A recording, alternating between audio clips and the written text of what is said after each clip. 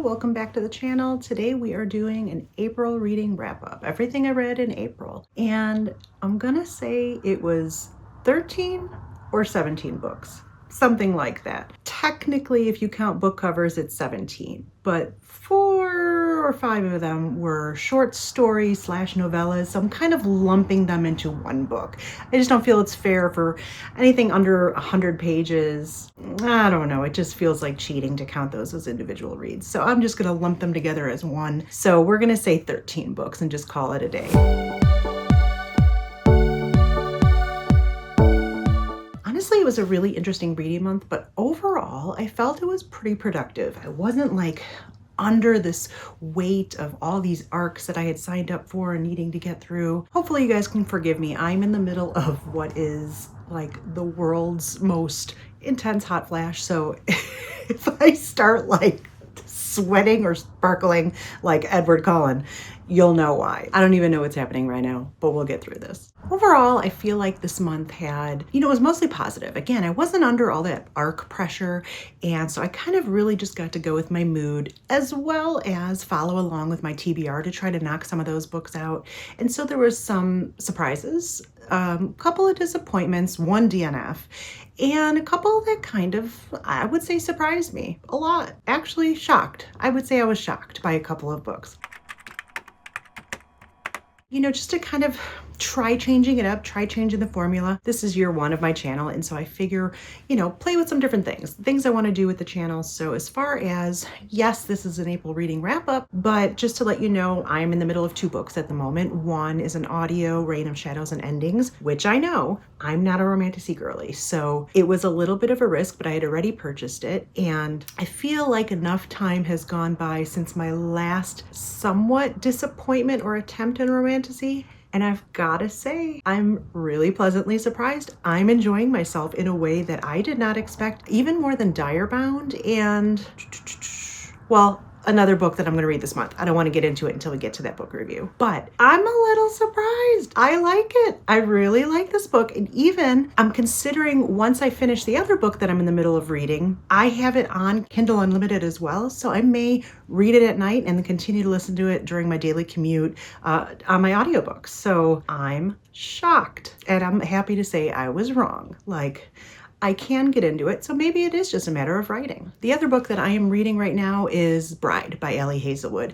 And it's kind of weird reading these two at the same time, because not being into Romantasy and suddenly finding myself liking this storyline, not minding the world building because it's not overwhelming. I'm a little, I don't know, I'm the one that's disjointed right now in that I'm reading Bride by Ali Hazelwood. Typically it's contemporary romance, and right now this is kind of a romantasy, fantasy, romance, where vibe. And I'm finding that maybe I could use a little more world building, which is a complete contradiction for what I like.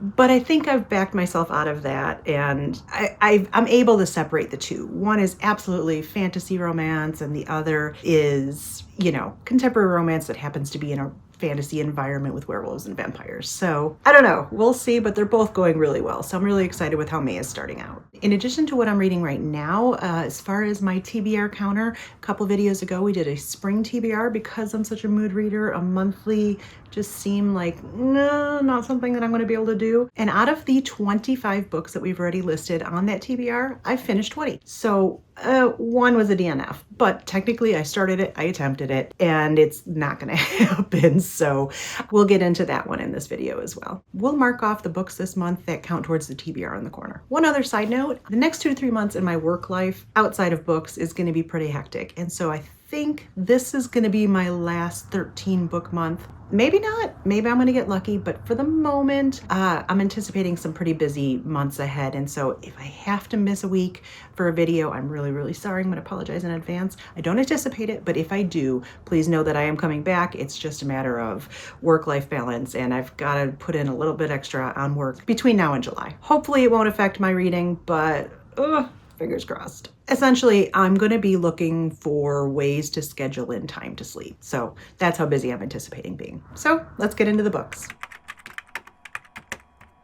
We're going to start strong this month with book 4 of the collector series that started with the Butterfly Garden, the Vanishing season. This was the completion to the series, and overall what I liked about it is sometimes when you have the last book in a series, it kind of just feels like a wrap up, like everything's kind of just tossed together to wrap everything up in a nice tidy bow, and that doesn't happen in this. This is a full-on roller coaster, procedural, heavy hitting on the emotions. Like it checks every box. Whereas the last book, The Summer Children, I had said that I missed a little bit of the procedure element. While it was amazing as far as the emotional connection and the story, I did miss a little bit of that, you know, the Crime Stopper aspect. And this hit on every note. Emotion, crime stopping, the FBI gang, how they wrapped up as a group. It was a wonderful completion that didn't leave anything out, but also still gave you that gut punch of a story. And so I really appreciated that. At the end of the day, it was a really nice way to say goodbye to these characters. I'm sad to see them go, but it was a 4.25 star book. And yeah,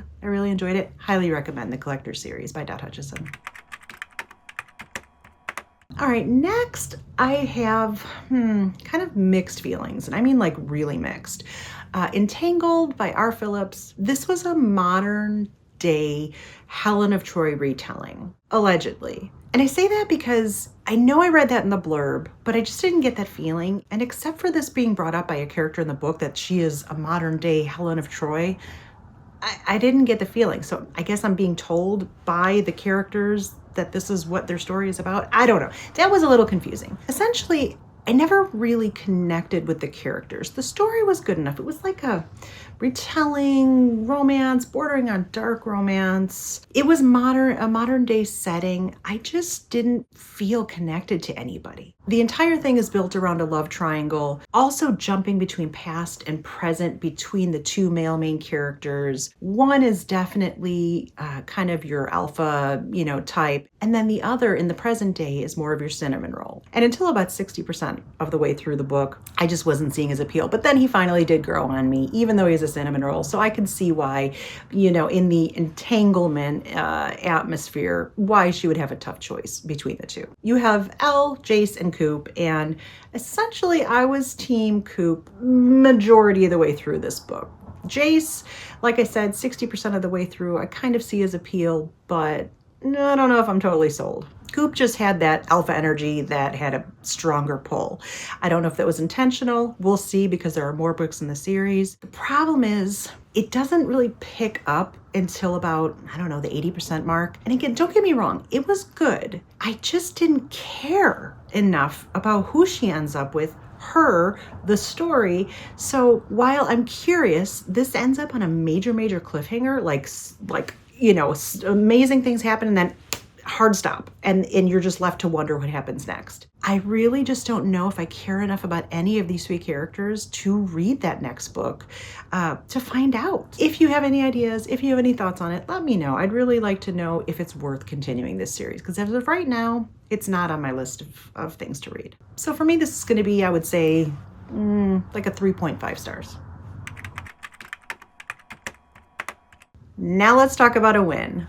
Eating a little crow here, and I'm so happy that I am. Mile High. We talked about this in my spring TBR. I have tried to start this book twice as an audio. Now having gone through the entire thing, I don't know if that was the issue. Maybe I was in the wrong headspace, and maybe I let some outside opinions kind of factor in. As a series, the Windy City series, a significant amount of opinions that I found were that Mile High is the least favored in the series. And so maybe I let that negativity kind of crowd into what I was feeling as I tried the first two times.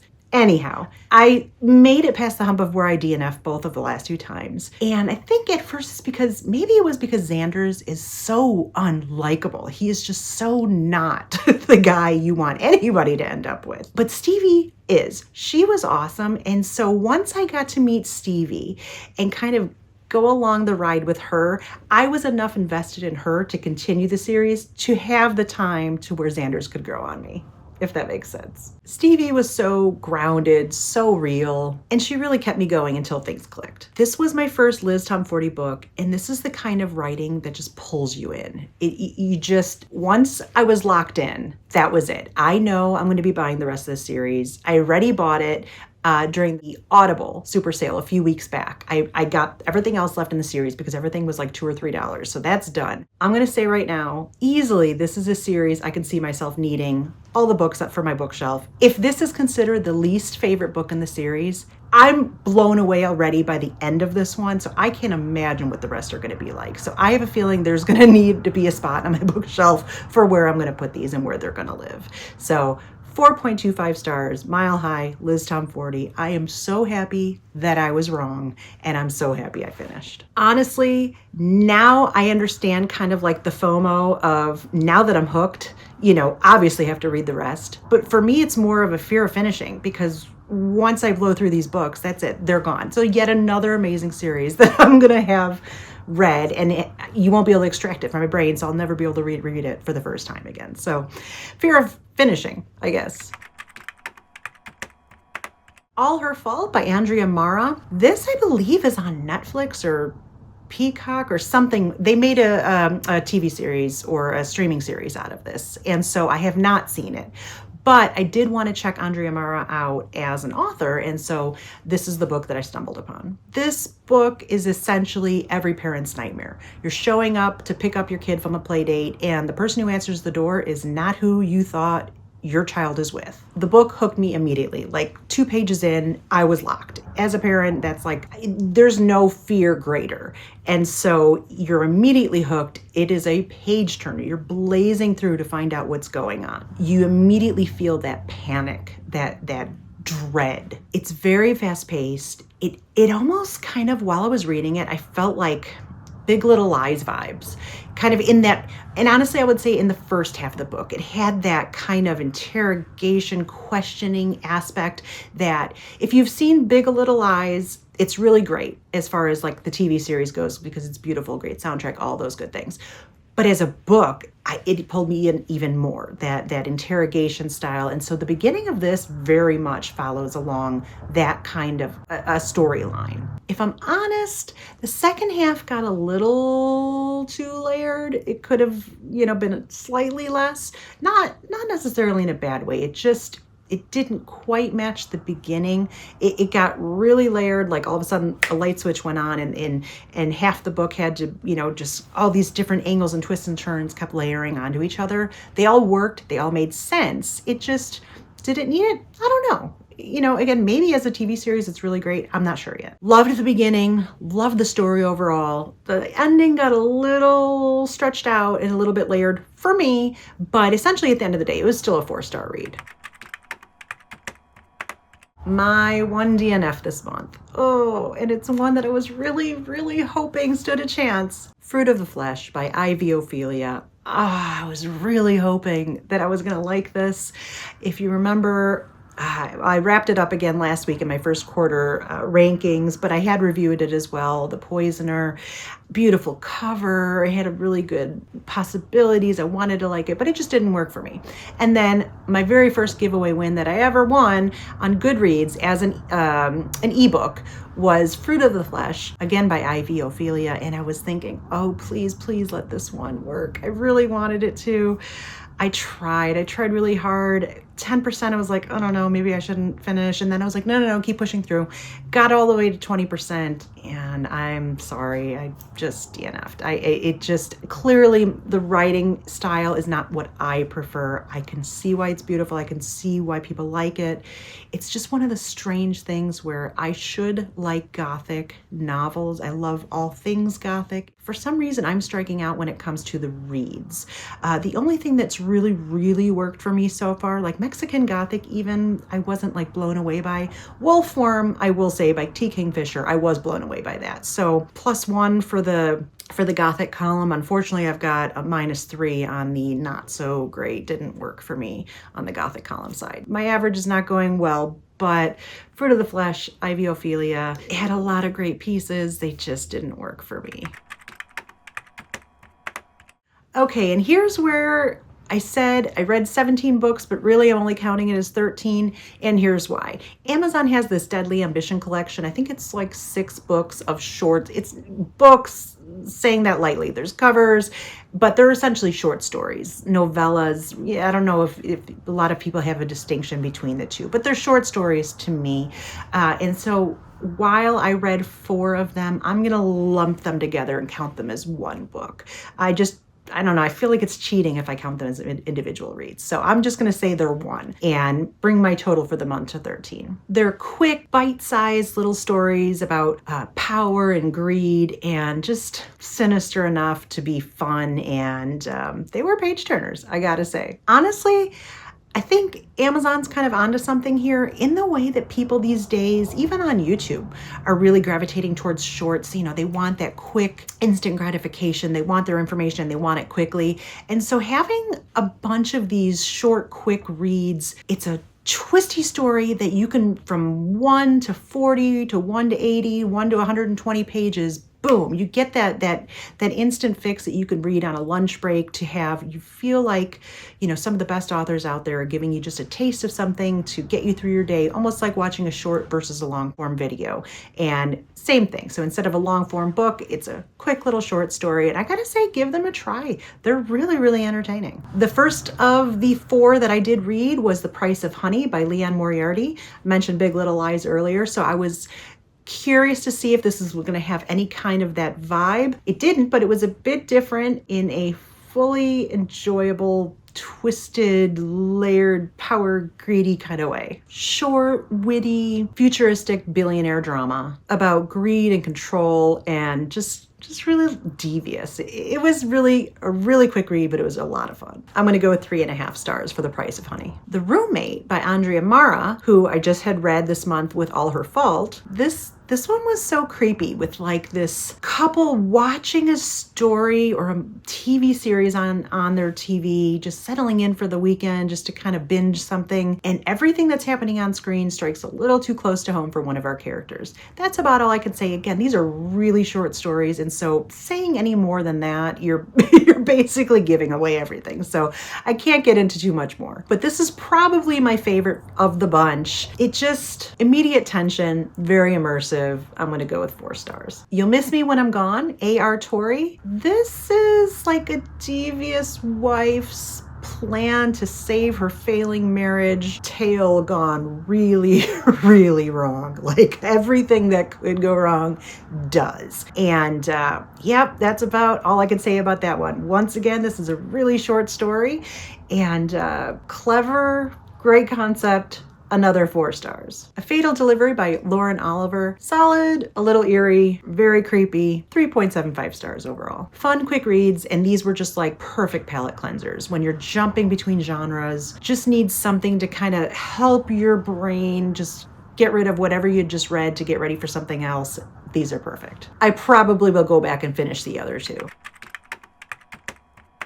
Okay, so back to the full-length books. This was one of my TBR items for my spring TBR, The Whisper Man by Alex North. This was a 4.01 on Goodreads, and I don't think it quite hit there for me. It was procedural, it was interesting, it was gripping, kind of a fascinating premise, storyline, a small town atmosphere, a lurking serial unaliver called the Whisper Man, a missing child that you're racing against time to save. But for me, the pacing was just a little on the slow side. I just couldn't stay interested, even though the stakes were so high. I just kept drifting off in not caring, but just drifting off of being interested in to find out what was next. It was just too slow for me. Not to say that I can't read slower books like Wolfworm a few months ago. I had a great time and it's slower, but it kept having storylines and things happening to keep you interested, to keep kind of dropping the breadcrumbs to keep you going. And this didn't do that for me. It was really interesting. I finished.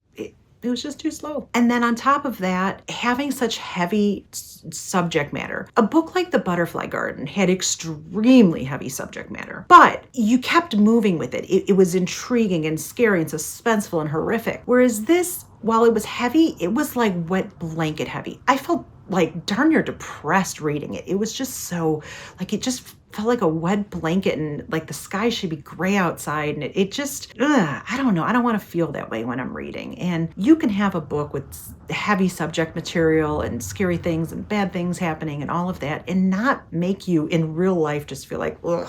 Like, like it just hadn't, I didn't like anything about the way it made me feel. I did finish, but I'm going to put it just right at 3 stars. It was better than anything in the 2 range, but right at 3 stars for me. My other surprise of the month was that I actually enjoyed Romantasy. This is, I think, the first Romantasy I've read since Direbound back in December, and I bought it. Let me see, where is it? Here it is. The Lies of Lena. I bought it because for a year now I've been seeing people with this book, and I don't know, it's not like the most mind-blowing cover on the planet, but I'm just seriously drawn in by it. I like it. I like this cover, and I'm like, okay, it's time. I need to finally actually read it. So The Lies of Lena by Kylie Snow. I will say, again, not a Romantasy girly. Other than not being badgered over the head with world building, there's breadcrumbs of what the world looks like, what the, I don't know if I would say the governmental structure, but just the structure of how things work in this world are, and then what happens with mages versus the regular population. A little bit of, I wouldn't say like a District 12 feel, but there's definitely a hierarchy to how people live in this world. And while I will say the names were a little tough to latch onto, the concepts are very easy to latch onto, and I really appreciated that. Another advantage this book had for me was that it was a dark romantasy. It definitely leans towards the darker side. Forbidden love, forced proximity, and the series is going to gradually get darker, I understand, as it goes along. I will say there was a hiccup in the very beginning. In the first half of this book, the FMC and the MMC are under 18. And so that was one thing I was like, I don't know, maybe I need to step away. And what I ended up doing was just skipping certain parts of the spicier things, just so I didn't get the ick, and then just went right along with the story and what was happening. Thankfully, there's a 5-year time jump before the second half of this book. And then everything really, really gelled for me and comes together. And while that half gets completely almost no spice whatsoever, it definitely had a lot more intrigue as far as people, the characters, because you know, they're a little bit older. You can start to relate to them a little bit more. You know, a couple of them are mages, so it's not like we have any connection to them whatsoever, because last I checked, we don't actually have those in society. So, you know, you're already suspending reality. I was really happy that, you know, it wasn't an info dump of world building, environment building, atmosphere, how magic works there, what it is, all of that. You're allowed to let your imagination fill in some of those gaps. And I think maybe probably need that in Romantasy. At the end of the day, I really enjoyed the world, the series. I think book 2 is The Sins of Silas. I don't know if I need to own the cover, but I will be reading the book just to find out how this goes, what happens next. Color me shocked. I gave this 4 stars. Okay, next we're going to have a fun rom-com moment with The Love Hypothesis by Ali Hazelwood. This is one of the books that I had a few videos ago, book talk books that I've never read. This is one of them. It seems like the entire world has read The Love Hypothesis. I hadn't, and so now I can say I have. This hovers right around a 4-point rating on Goodreads, and you know, I'm not prone to needing a lot of contemporary romance or rom-coms in my life, but I gotta say, I had fun. Olive and Adam, fake dating, a PhD student, and a moody professor. I think the banter was like top tier. Admittedly, the first, I don't know, maybe 10% of the book, I was a little worried because I was like, oh man, like, do they interact? Do they talk? You know, there wasn't a whole lot going on. And then finally, everything kicks into gear. Once they start interacting nonstop, the banter is, again, top tier. That keeps it going. It has to have really great banter. Once that began, I was all in. I think my favorite part is that, you know, while of course there's a happy ever after, the villain got what he deserved. And I really enjoyed that. And he got it in a way that was very realistic. So 4 stars for me. Love Hypothesis. I really enjoyed it. The next book for me was an audio when Audible had their super sale a few weeks back. I was like looking around, Googling, what are some books that are out there that are known for being even better on audio? And one of the ones that came up was This Story Might Save Your Life by Tiffany Crum. This gets like a 4.03 rating on Goodreads, but it's like a 4.6 rating on Audible. I can see why. This is a top tier audio experience. The narration, the sound design, it's like super immersive. I will say the mystery itself didn't like totally blow me away. I wasn't gobsmacked or anything like that. But the overall story and the character building and the interactions and years of kind of a few flashbacks that explain the layering of the relationships between all of these people, the human element, if you will, really stood out to me. It was the relationships that made the story, not so much the mystery. Although that was really good because it never, from start to finish, you're wondering what happened, but you're even more wondering why it happened, what made things go so terribly wrong. And that ride is just as fun as the mystery. It all really worked for me. 4 stars for audio. I would imagine it reads just as well. There's a bonus scene that I thought was just chef's kiss. And I would say if you can, I can't attest to the read, but I can attest to the fact that as an audiobook, This Story Might Save Your Life is amazing. Another solid read and another one of my giveaway wins is Finders Keepers by Natalie Barelli. This was a mystery suspense kind of twisted little tale. I was super excited to win this in a giveaway, a physical book for my bookshelf rebuild. And one of the creepy one-liners is, "Dear Diary, today I'm going to unalive her. Love, Rose." How are you not intrigued by that? This has a great premise. Finding your own past written in a book that you didn't write. Immediately intriguing. The first half, I would say, was a little slower than the second half. You're kind of laying the groundwork for the mental check-in on some of these characters. They're a trip. A couple of them are a little out there. But I will say that once the second half kicks in, it is a full psychological, emotional roller coaster. I would say if there was an issue for me at all, at the end of the day, there was really no emotional connection to the characters. While it was intriguing, interesting, quirky, and just, a little bit eerie. Each of them, there's something completely unhinged about at least our FMC. And I just didn't really connect or really care what happened to them. I was more interested in the story. So maybe it's just that it's plot driven and I cared more about the what happened and why as opposed to cared about the who. So for me, it was a fun read, a quick read, a little bit quirky, a little bit psychological, a little bit of a roller coaster. I didn't really care about the characters themselves, but 3.75 stars. And again, I'm really thankful to have the book. And finally, my hockey romance era continues. On my TBR were Him, Us, and Epic.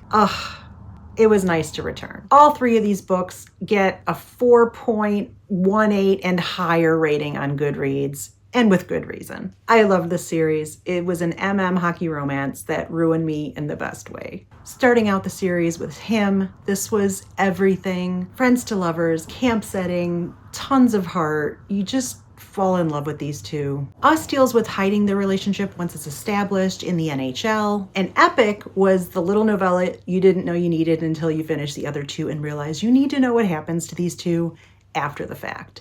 And Epic, the novella, doesn't come out until 2022. And I have to think it's because people want to know what's going on with these 2. Jamie and Wes are everything. Their relationship feels natural, sweet. You can feel the love that they have for each other. It was just really warm and grounded. What I really loved is that sure, conflicts do arise within the story. And there's a moment of miscommunication or misunderstanding or 2, but none of those things drag on for chapters and chapters and chapters and chapters to where you lose the rest of the story and you get so lost in that one thing. Little things arise and they work through them because they do communicate and they have a moment or 2 where things could have gone smoother, but that's normal. That's reality. I really appreciate that we didn't get too hung up at any one given time throughout the series. The authors kept this moving along. I will say, I feel like there are glimpses of these two characters and their story in so many romances, sports romances that happen and that come in the future, in the 2020s. I'm not in any way saying that, people, took their story and rewrote it. Not like that. But I feel like there are enough series that are new out there that at the very least had some light inspiration from the joy that this couple brings you and the way they navigate their relationship and pro sports and all those different things. I just feel like there's probably an homage to these two characters and their story in a lot of series that we find ourselves reading today. Overall, I gave Him and Us both 4.25 stars, and the novella epic at the end 5 stars for being exactly what a catch up everybody HEA novella should be. It was perfect. It was exactly what I needed. And I'm so glad that they wrote it. So that was my April wrap up. Again, at the moment, we're into May and I'm reading, of all things, Romantasy, Reign of Shadows and Endings, as well as, I guess, kind of Romantasy / dark contemporary romance with Bride by Ali Hazelwood. We'll see how that goes. So far, so good. I'm not gonna lie. I'm a little surprised. 20 out of 25 of my TBR books. I think that's pretty good. I have at least 1 or 2 that I'm gonna knock out in the next 2 weeks. So anything I don't finish, I feel like I'm just gonna lump over to my next TBR, which I thought I was just gonna need 1 spring TBR. And I'm thinking I'm gonna have that one having been my early spring. And now I'm gonna come around and do maybe next week I'll do like a late spring, or maybe I'll just do a May or June TBR. I don't know. I'm just afraid to do a monthly because I'm afraid, being such a mood reader, I might not be able to stick to it, but maybe it's worth giving a shot. We'll see. At the end of the day, April felt like a really solid reading month. I really felt like I touched on every aspect of all the different things I like to read, and I love that I got a few surprises. Thankfully, only 1 DNF, and that was more of a my personal taste issue, not necessarily the book. If I had to pick my standouts, the Him, Us, and Epic series, definitely, I just loved them to pieces. Mile High, I love being wrong about something in this way because it was fantastic and I cannot wait to continue the series. And on the Romantasy side, Lies of Lena. Thank you for kind of rekindling my possible interest in the genre, and it worked enough to get me to start Reign of Shadows and Endings, and I'm really loving it so far. So again, I'm getting proven wrong left and right, and I'm kind of loving it. As far as a almost but not quite, I would say, which book? I would say probably Entangled. I had higher hopes for it. Darker romance. And it wasn't that it wasn't good, because it was. I just don't think I cared enough to know if I want to continue. So let me know if it's worth continuing on with that series. And again, we only had the 1 DNF. Sorry that book didn't work for me, and I appreciate that it was a Goodreads win for me, The Fruit of the Flesh, but hopefully it's a better read for some of you. Maybe you really like dark gothic and maybe you love the writing style, and I hope that that's the case. It just wasn't for me, and that's okay. So let me know what your favorite read of the month was, and if you've read any of these. And if you have, should I continue the Entangled series, or are there any others that you would warn me against? If you're new here, hit subscribe, the bell. We talk about books, the occasional perimenopause of it all, like my current hot flash, and all the chaos in between. So we'll see you in the next video.